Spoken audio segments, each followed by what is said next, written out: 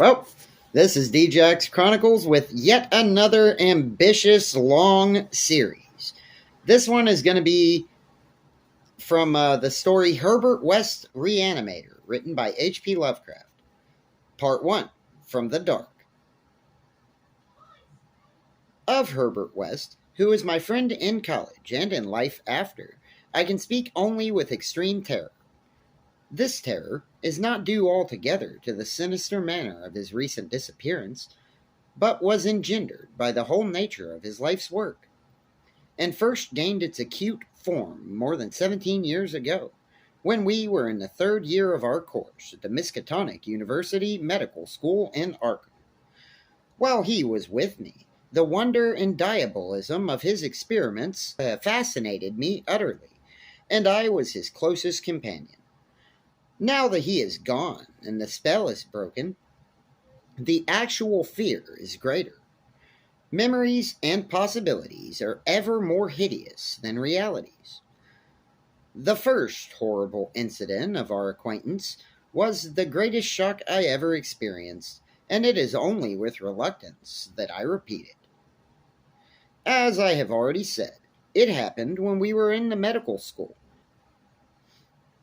where West had already made himself notorious through his wild theories on the nature of death and the possibility of overcoming it artificially. His views, which were widely ridiculed by the faculty and his fellow students, hinged on the essentially mechanistic nature of life and concerned means for operating the organic machinery of mankind by calculated chemical action after the failure of natural processes.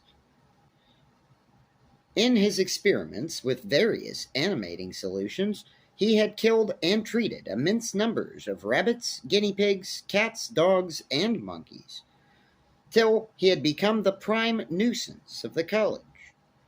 Several times he had actually obtained signs of life in the animals supposedly dead. In many cases, violent signs, but he soon saw that the perfection of this process, if indeed possible, would necessarily involve a lifetime of research. It likewise became clear that, since the same solution never worked alike on different organic species, he would require human subjects for further and more specialized progress. It was here that he first came into conflict from the college authorities, and was debarred from future experiments by no less a dignitary than the dean of the medical school himself, the learned and benevolent Dr. Allen Halsey, whose work in behalf of the stricken is recalled by every old resident of Arkham. I had always been exceptionally tolerant of West's pursuits, and we frequently discussed his theories, whose ramifications and corollaries were almost infinite, holding with Haeckel that all life is a chemical and physical process, and that the so-called soul is a myth. My friend believed that supernatural reanimation of the dead can depend only on the condition of the tissues, and that unless actual decomposition is set in, a corpse fully equipped with organs may, with suitable measures, be set going again in the peculiar fashion known as life. That the psychic or intellectual life may be impaired by the slight deterioration of sensitive brain cells, which even a short period of death would be apt to cause, West fully realized. It had at first been his hope to find a reagent which would restore vitality before the actual advent of death, and only repeated failures on animals had shown him that the natural and artificial life motions were incompatible. He then sought extreme freshness in his specimens, injecting his solutions into the blood immediately after the extinction of life. It was this circumstance which made the professors so carelessly skeptical, for they felt that true death had not occurred in any case.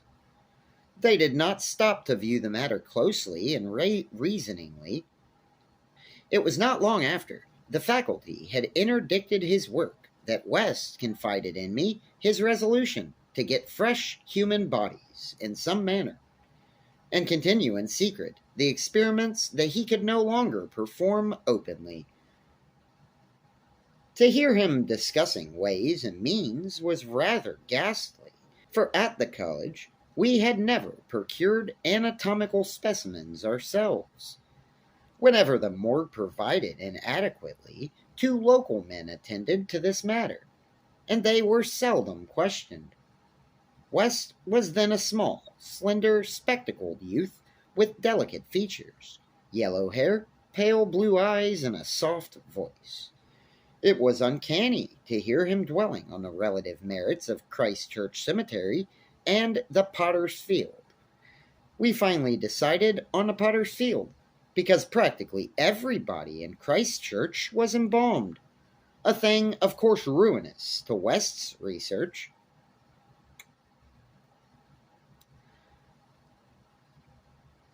I was by this time his active and enthralled assistant, and helped him make all his decisions, not only concerning the source of the bodies, but concerning a suitable place for our loathsome work. It was I who thought of the deserted Chapman farmhouse beyond Meadow Hill, where we fitted up on the ground floor an operating room and a laboratory, each with dark curtains to conceal our midnight doings. The place was far from any road, and in sight of no other homes. Yet precautions were none the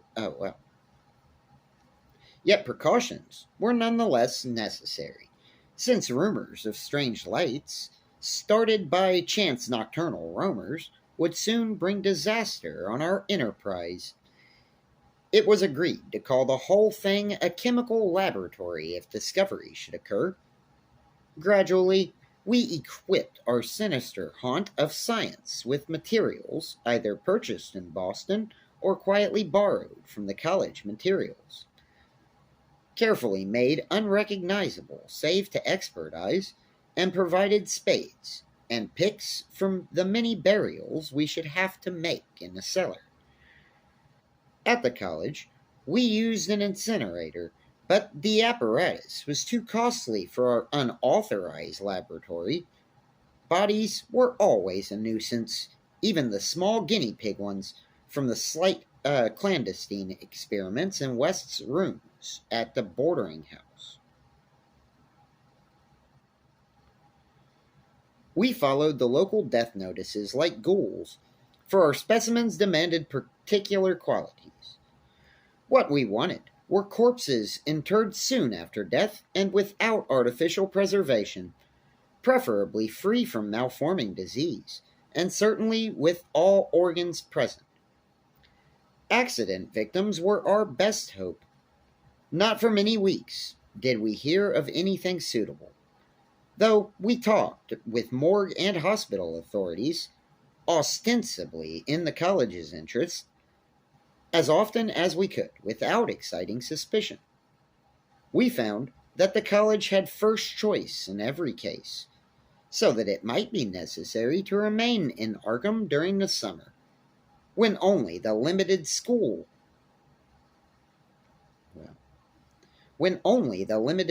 school classes were held. In the end, though, luck favored us, for one day we heard of an almost ideal case in the Potter's Field. A brawny young workman drowned only the morning before in Summer's Pond, and buried at the town's expense without delay or embalming. That afternoon we found the new grave, and determined to begin work soon after midnight. It was a repulsive task that we undertook in the black small hours, even though we lacked at that time the special horror of graveyards, which later experiences brought to us. We carried spades and oil-dark lanterns, for although electric torches were then manufactured, they were not as satisfactory as the tungsten contrivances of today. The process of unearthing was slow and sordid, It might have been gruesomely poetical if we had only been artists instead of scientists. And we were glad when our spades struck wood.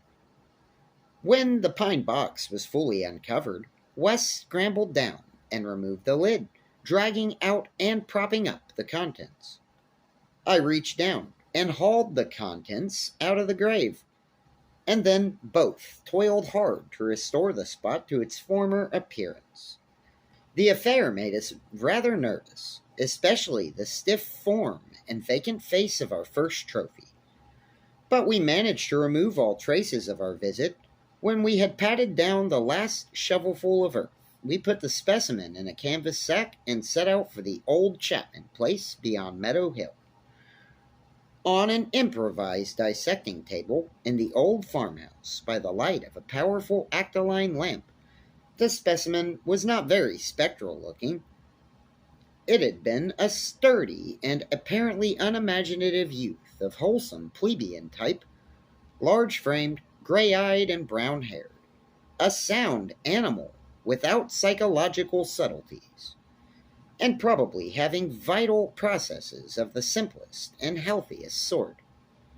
Now, with the eyes closed, it looked more asleep than dead, though the expert test of my friend soon left no doubt on that score. We had at last what West had always longed for, a real dead man of the ideal kind, ready for the solution as prepared according to the most careful calculations and theories for human use. The tension on our part became very great. We knew that there was scarcely a chance for anything like complete success, and could not avoid hideous fears at possible grotesque results of partial animation.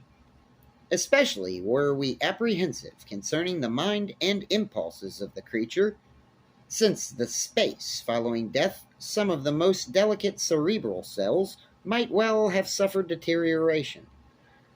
I myself held some curious notions about the traditional soul of man, and felt an awe at the secrets that might be told by one returning from the dead.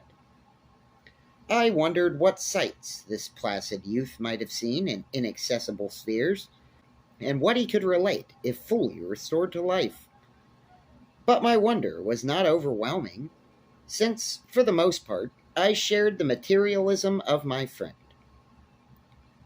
He was calmer than I as he forced a large quantity of his fluid into a vein of the body's arm, immediately binding the incision securely. The waiting was gruesome, but West never faltered. Every now and then he applied his stethoscope to the specimen, and bore the negative result philosophically. After about 3/4 of an hour, without the least sign of life, he disappointedly pronounced the solution was inadequate, but determined to make the most of his opportunity and try one change in the formula before disposing of his ghastly prize. We had that afternoon dug a grave in the cellar, and would have to fill it by dawn, for although we had fixed a lock on the house, we wished to shun even the remotest risk of a ghoulish discovery. Besides, the body would not be even approximately fresh the next night. So, taking the solitary acetylene lamp into the adjacent laboratory, we left our silent guest on the slab in the dark, and bent every energy to the mixing of a new solution. The weighing and measuring supervised by West with an almost fanatical care. The awful event was very sudden and wholly unexpected. I was pouring something from one test tube to another, and West was busy over the alcohol blast lamp, which had to answer for a Bunsen burner in this gasless edifice, when from the pitch-black room we had left there burst the most appalling and demonic succession of cries that either of us has ever heard. Not more unutterable could have been the chaos of hellish sounds if the pit itself had opened to release the agony of the damned. For in one inconceivable cacophony was centered all the supernatural terror and unnatural despair of animate nature. Human it could not have been.